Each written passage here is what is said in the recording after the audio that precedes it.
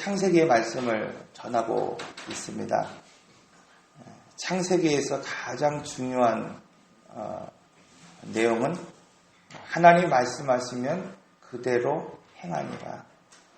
그때 하나님이 보시기에 심히 좋았더라. 하나님 만들고자 하는 세상은 어떤 세상일까요? 하나님이 말씀하신 대로 그대로 이루어지는 세상을 만들기를 원하셨죠.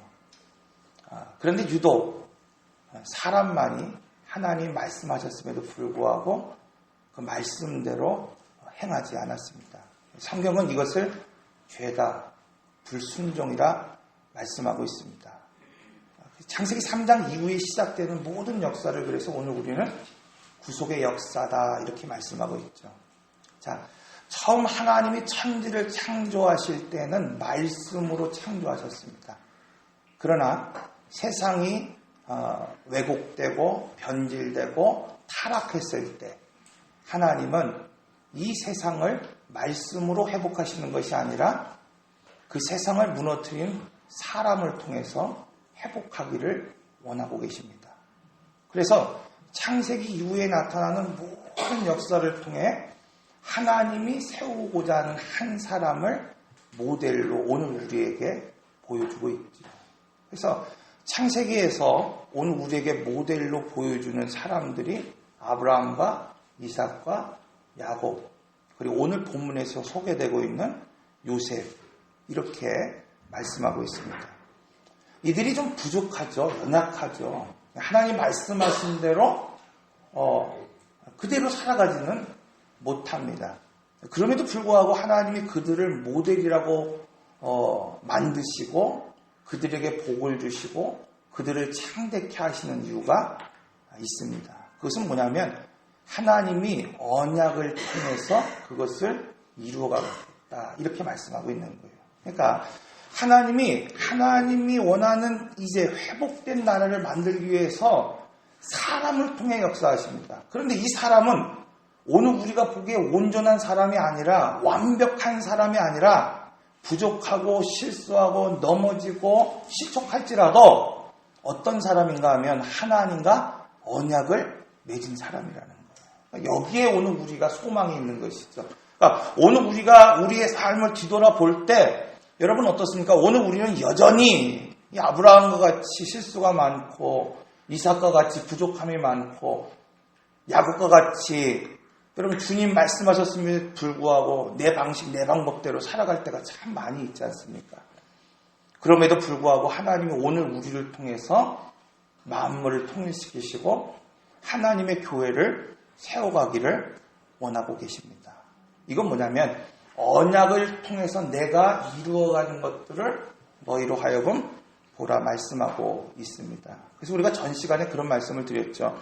하나님이 우리와 함께 하시면 광야는 더 이상 고난이 아닙니다. 그렇죠, 여러분? 여러분, 광야는 고난을 상징하죠. 어려움을 대표합니다. 누가 광야 같은 삶을 살고자 합니까? 그러나 오늘 하나님이 함께 하시면 그 광야는 더 이상 오늘 우리에게 고난이 될 수 없다. 이렇게 말씀하고 있습니다. 그러므로 광야는 무엇이냐?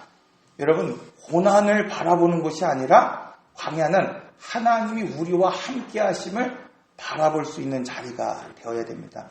왜 하나님이 이스라엘 백성들을 구원하시고 광야로 이끄셨습니까? 고난을 주기 위해서가 아니라 하나님이 그들과 함께 하심을 그들로 하여금 깨닫게 하시기 위하여 광야를 걷게 하셨죠. 그러므로 이 광야에서 오늘 우리가 해야 할 일이 있다는 거예요. 그것은 뭐냐면 바로 오늘 우리 자신을 직면할 수 있어야 됩니다. 우리가 고난을 당하면 어떻습니까? 여러분 참 힘이 들고 낙심하고 어려움을 만날 때 오늘 우리가 좌절하게 되죠. 즉 하나님은 오늘 우리 고난을 통해서 오늘 우리가 낙심하고 좌절하게 하시는 것이 아니라 나의 연약함을 보게 하신다는 거죠. 그러니까 오늘 우리가 광야를 걸을 때 먼저 직면할 수 있는 것은 뭐냐면 내 자신의 연약함을 바라볼 수 있어야 됩니다. 그때 왜 하나님을 의지할 수 있고 하나님을 찾을 수 있고 하나님을 부르짖을 수 있기 때문입니다. 이스라엘 백성들이 430년 동안 하나님을 잃어버렸어요. 하나님에 대한 기억이 사라져버렸습니다. 하나님의 언약이 무엇인지를 잊어버렸다는 거예요. 그때 하나님은 고난을 통하여서 이스라엘로 하나님을 기억하게 하시고 이스라엘로 하나님의 언약을 깨닫게 하셨어요. 그때 비로소 이스라엘은 하나님을 찾게 됐고 하나님을 부르짖게 되었습니다. 이때 하나님이 역사하시죠. 여러분, 오늘 우리는 순간순간 오해할 때가 있어요. 내가 정성을 들여 기도하면, 내가 금식해서 기도하면 하나님이 그 정성을 보아서 오늘 우리에게 응답하실 것이라고 하는 생각을 가질 때가 참 많이 있죠. 그러나 하나님은 그렇게 역사하시는 분이 아니십니다. 하나님은 오늘 우리가 정성을 다했기 때문에 움직이시는 분이 아니라 하나님은 언약 때문에 움직이십니다. 그러니까 오늘 우리가 기도할 때 하나님은 무엇을 기억하시냐면 우리와 맺은 언약을 기억하시고 하나님은 오늘 우리에게 역사하고 계시죠. 그러므로 여러분, 이 광야에서 나를 직면하고 죄를 직면하여 하나님 앞에 부르짖으면 그때 하나님은 우리를 통하여 일하십니다. 그게 한 사람이 세워지는 원리죠. 자, 그렇기 때문에 하나님이 함께 하시면 광야는 더 이상 고난이 아니라 축복의 통로가 될 수 있다는 거예요. 그러므로 둘째로 준비되면 그때부터 복을 주신다 말씀을 드렸어요. 여기 준비된다는 게 뭘까요? 여러분, 내가 스펙을 쌓고 내가 아까 말한 대로 정성을 들이고 무엇인가 준비됐다고 하면 하나님이 오늘 우리에게 복을 주시느냐? 그렇지 않죠.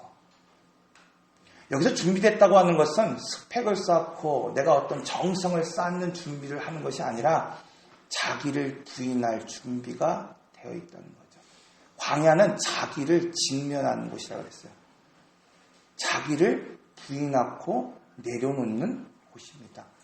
주권이 나에게 있는 것이 아니라 주님께 있다는 사실을 고백하는 것이 광야죠. 그렇기 때문에 여러분, 오늘 우리가 준비해야 할 것은 내가 주님 이것을 할 수 있습니다. 이것을 고백하며 나가는 것이 아니라 주님 없이는 내가 살아갈 수 없습니다라고 하는 것을 고백할 수 있는 거예요. 여러분, 그 사람이 바로 이제 복이 시작되는 원리죠. 사람에게 버림받은 요셉, 형제들에게 버림받은 그 요셉, 애굽의 종으로 팔려갔던 그 요셉, 그리고 옥에 갇힌 요셉. 여러분, 형통할 수 있는 조건이 어디에 있겠습니까? 그런데 성경은 반대로 말하고 있어요. 종이었던 그가 형통한 자이고 감옥에 갇힌 그가 형통한 자가 되었다. 이렇게 말씀하고 있습니다. 여러분, 왜 그럴까요? 여기에 비밀이 있죠. 구속사를 열어가는 열쇠는 어디에 있다? 우리에게 있는 것이 아닙니다.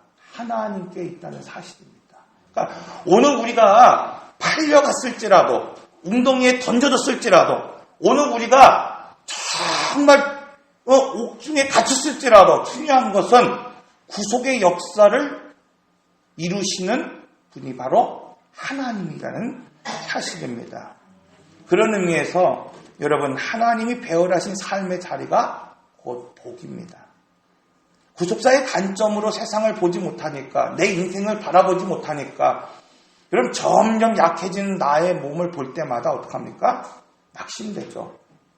오늘 점점 약해지는 나의 환경을 바라볼 때마다 오늘 우리는 불평하게 되고 원망하게 됩니다. 환경을 배열한다는 것이 무엇인지, 여러분, 한 사람을 세워간다는 것이 무엇인지 내가 지금 그것을 안다고 한다면, 여러분, 그것을 바라볼 수 있는 눈이 있다고 한다면 광야는 고난이 아니라 축복의 통로가 될 수 있다는 사실을 지금 오늘 우리는 고백할 수가 있을 것입니다. 그러므로 오늘 말씀을 보면은 하나님께 기억되는 한 사람, 그 사람은 어떻게 하나님이 세워가시는가? 사람이 기억할 수 있는 환경으로 만들어 가신다는 거예요. 자, 여러분, 요셉의 환경을 보십시오. 전혀 사람이 기억할 수 있는 환경으로 몰아갑니다. 형제들은 그들을 잊어버리고 운동에 가둬버립니다. 열심히 일했는데도 불구하고 주인은 그를 외면하고 옥에 가둡니다. 관수를 도와 열심히 일했음에도 불구하고 술 맡은 관원장이 바로에게로 나갔음에도 불구하고 그를 2년 동안 잊어버립니다. 성실하게 그는 살아갔음에도 불구하고 운동에 빠지고 이스마엘 상인에게 팔려가고 종이 되고 옥살이를 합니다. 심지어 여러분 사람이 기억하지 못하는 그런 위치에 빠져버리는 것을 보게 됩니다. 고난은 환경을 배열한다는 거예요. 이것을 볼 수 없으면 여러분 인생의 최악의 상황 가운데에서 무엇을 생각합니까? 하나님을 생각할 수 없는 거예요. 원망하고 불평하고 분노하고 살아갑니다. 그러나 고난을 환경을 배열하시는 하나님이시라고 하는 그 믿음, 그 신뢰가 오늘 우리 안에 흔들리지 않는다고 한다면 하나님을 부르짖을 수 있는 환경, 하나님을 기억할 수 있는 환경, 하나님이 찾으시는 환경이라는 사실을 오늘 우리가 깨닫는다고 한다면 여러분 하나님이 오늘 이 요셉을 통하여서 위대한 인물로 세웠었던 것처럼 오늘 우리도 하나님이 기억하는 한 사람으로 세워갈 줄로 믿습니다. 이것이 은혜다. 이렇게 성경은 말씀하고 있습니다. 열왕기하 4장 7절, 1절에서 7절의 말씀을 보면 엘리사를 쫓았던 제자에 대한 이야기가 나옵니다. 엘리사를 쫓았던 제자, 그리고 그의 부인, 그의 자녀들에 대한 이야기가 나오죠. 선지자를 쫓았던 이 제자가 어느 날 죽게 되었습니다. 그리고 남은 식솔들, 즉 선지자의 제자의 아내와 그 아들들이 있었습니다. 이미 선지자는 죽었고 그를 기억하는 사람이 아무도 없었어요. 그를 돌봐줄 만한 사람들이 없었어요. 제가 이 본문을 읽으면서 난 오래 살아야겠다. 그런 생각을 했어요. 혹시 제가 먼저 가더라도 저희 집사람과 저희 아이들을 부탁합니다. 여러분, 이 아내는 지금 빚을 지었고 종으로 팔려갈 위기에 지금 처해 있었습니다. 그런데 하나님이 이들을 지금 기억하셨어요. 엘리사를 통해 기적을 베푸십니다. 엘리사가 그에게 이르되 내가 너를 위하여 어떻게 하랴? 내 집에 무엇이 있든지 내게 말하라. 세상의 사람들은 그가 하나님을 경외했음에도 불구하고 그를 다 잊었습니다.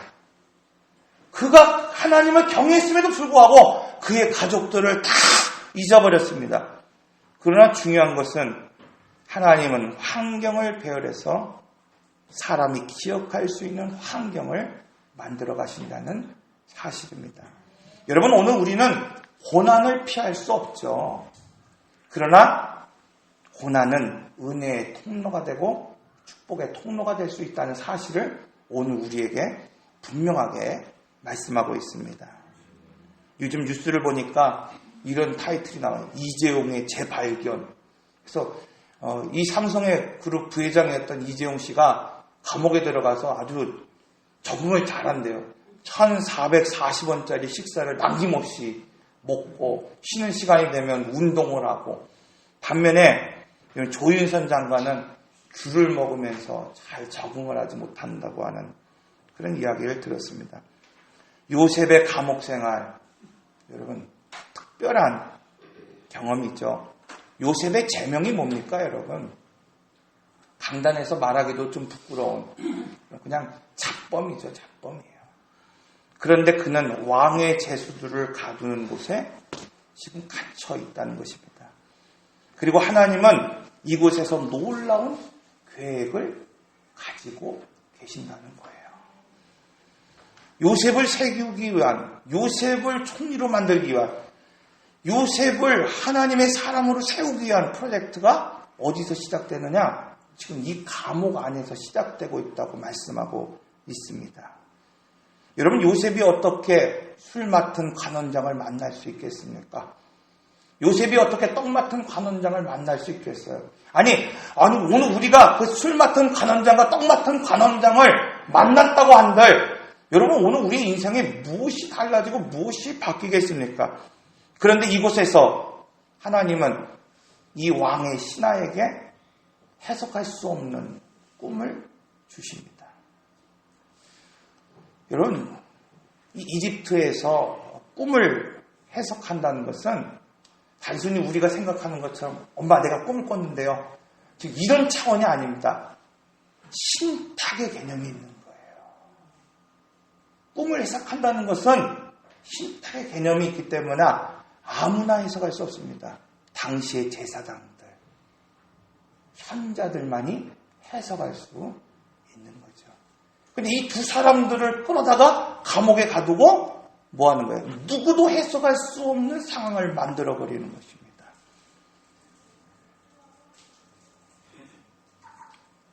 요셉을 세우기 위해서 꿈을 해석할 수 없는 자리로 그들을 부르셨습니다. 여러분 이후에도 이 요셉이 바로에게로 나아갈 때의 상황을 보십시오. 이집트에 여러분 애굽에 얼마나 많은 제사장이 있었겠어요. 얼마나 꿈을 해석하는 그런 현자들이 그에게 있었겠습니까? 그런데 하나님은 그것을 막아버리심으로 요셉을 이끌어내시는 것을 볼 수 있죠. 요셉이 갇힌 감옥에서 일어난 이 사건, 여러분 그것으로 인하여 지금 바뀐 것은 아무것도 없어요. 그가 바로에게로 지금 나간 것도 아니고 그가 좀 더 좋은 대우를 받은 것도 아닙니다. 오늘 우리도 이와 같죠. 지금 바뀐 것 같지 않지만 왜 오늘 우리가 여기에 있어야 됩니까? 하나님이 기억할 수 있는 환경을 지금 하나님이 만드시기 때문이죠. 그러므로 여러분 인생의 최악의 상황에서 만난 사람이 오늘 우리 앞에 있을지라도 오늘 우리가 함부로 해야 되지, 함부로 하지 말아야 되는 이유, 오늘 우리가 존대해야 되는 이유, 그것은 뭐냐면 하나님은 사람을 통해서 오늘 우리를 세워가신다는 사실입니다. 자, 그렇기 때문에 사람을 통해 역사하시는 그 하나님, 오늘 본문의 말씀을 보면 40장 14절의 말씀을 보니까 당신이 잘 되거든, 이 지금 술 맡은 관원장에게 말하는 거 아닙니까? 나를 생각하고 내게 은혜를 베풀어 내 사정을 바로에게 아뢰어 내 집에서 나를 건져 주소서. 그런데 요셉에게 확실한 해답을 들었던 이 술 맡은 관원장, 장장 2년이라고 하는 시간 동안 요셉을 기억하지 못했습니다. 여러분 요셉을 기억할 이유가 뭐가 있겠습니까? 어제 뉴스를 보니까 최순실이라고 하는 그 분에게 팬레터가 요즘 온대요. 팬레터가. 참 우습기도 하고 세상이 참 이상하다 하는 생각을 가졌어요. 근데 뉴스 앵커가 하는 말이 그래요. 아마도 죄수들의 눈에서는 이 최순실이 대단한 사람이라 생각을 했다는 거예요. 팬레터를 보내면서 그랬다는 거예요. 자기가 출소하면 꼭 한번 얼굴을 뵙고 싶습니다. 근데 무기징역이래요. 무기징역. 여러분 요셉 지금 이방인이었습니다. 죄수였습니다. 단지 한 번 술 맡은 관원장의 꿈을 해석했다는 이유로 여러분 바로 앞에 세울 이유가 전혀 없다는 것이죠. 그런데 하나님은 지금 어떻게 말씀하고 있습니까? 환경을 바꿔버리는 거예요. 바로에 여전히 재산들이 많았고 현몽할 수 있는 사람들이 많았음에도 불구하고 여러분 만 2년 후에 오늘 본문 이후에 보면 41장 1절에 보면 바로가 꿈을 꾸었는데 그 꿈을 도저히 해석할 자가 없었더라 말씀하고 있습니다. 여러분 이집트에서의 바로 신 같은 존재입니다. 신이 지금 꾸고 있는 그 꿈, 여러분 그냥 오늘 우리가 꾸는 그런 꿈이 아니라 이 애굽의 존폐가 달린 그러한 것이라는 거예요. 그러므로 꿈에 이것을 해석하지 않으면 안 됩니다. 술 맡은 관원장, 누구도 그 꿈을 해석할 수 없을 그때에 요셉을 기억했다 말씀하고 있습니다. 사랑하는 성도 여러분, 오늘 우리가 요셉의 삶을 바라볼 때 형통이라는 단어가 결코 떠올릴 수가 없죠. 그런데 이집트에 이 노예로 팔려갔고 주인에게 누명을 써서 감옥에 갇힌 이 요셉, 하나님은 이스라엘의 노예로 팔려갔을 때에 그가 형통한 자다 말씀하고 있어요. 창세기 39장 1절에서 2절의 말씀을 보면 그가 형통한 자가 되어 그의 주인 애굽 사람의 집에 있으니, 누명으로 감옥에 갇혔을 때에 형통한 자가 되었다고 말씀하고 있습니다. 39장 23절의 말씀을 보면 여호와께서 그를 범사에 형통하게 하셨더라. 성경은 그가 노예가 되었을 때, 그가 옥에 갇혔을 때 형통했다고 말씀하고 있습니다. 이처럼 오늘 우리 눈에 보이는 환경이 전부가 아닙니다. 상황은 점점 여러분 최악을 치닫는데, 우리의 삶은 웅덩이에 던져지고, 오늘 우리의 삶은 종으로 팔려가고, 오늘 우리의 삶은 옥에 갇히고, 모든 사람에게 잊혀지는 여러분 그런 삶을 오늘 우리는 살아가고 있는데, 하나님은 오늘 우리를 잊지 않고 오늘 우리를 기억하고 계신다고 말씀하고 있습니다. 그러므로 셋째로, 사람에게 잊혀졌을지라도 하나님께 기억되는 사람이 되어야 됩니다.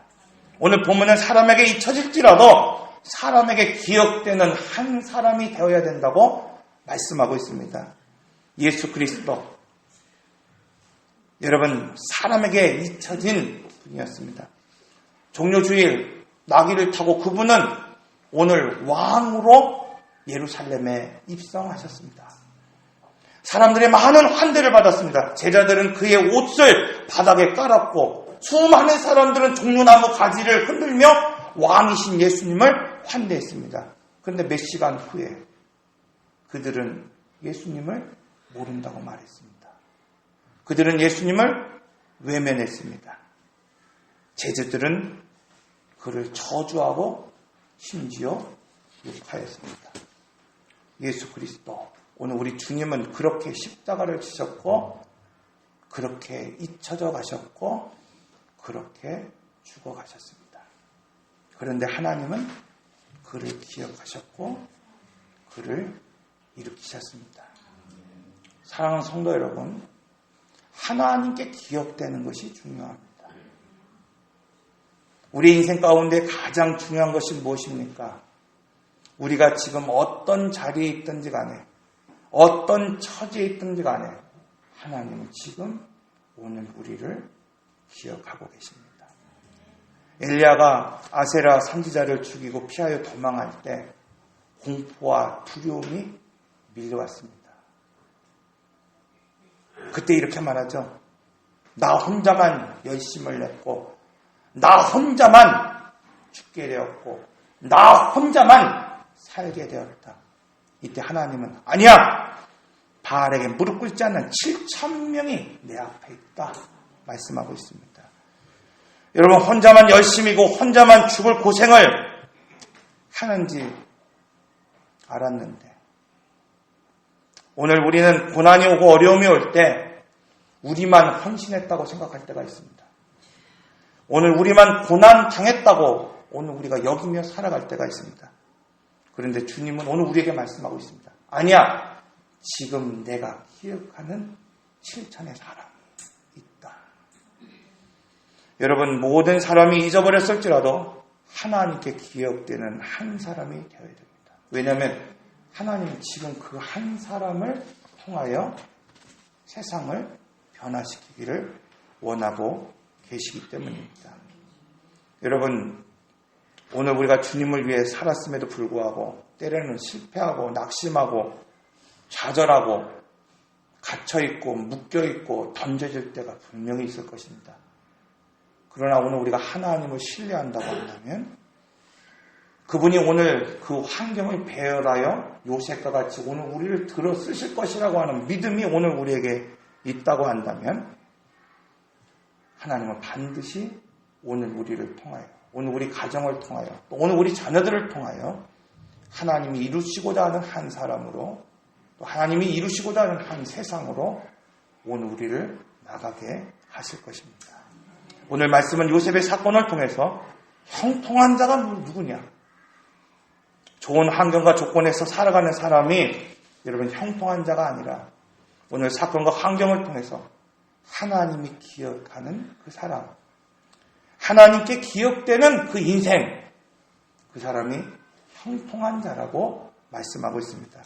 우리가 하나님을 신뢰하면 하나님은 어떤 환경에서도 사람이 기억하는 사람으로 오늘 우리를 세워가실 것입니다. 그러므로 사람에게 잊혀지지 않는 것을, 여러분 잊혀지는 것을 오늘 우리가 두려워하지 말고 하나님께 잊혀지지 않는 사람이 되기를 소망하시길 바랍니다. 기도하겠습니다. 인내하신 구세주여, 내 말 들으사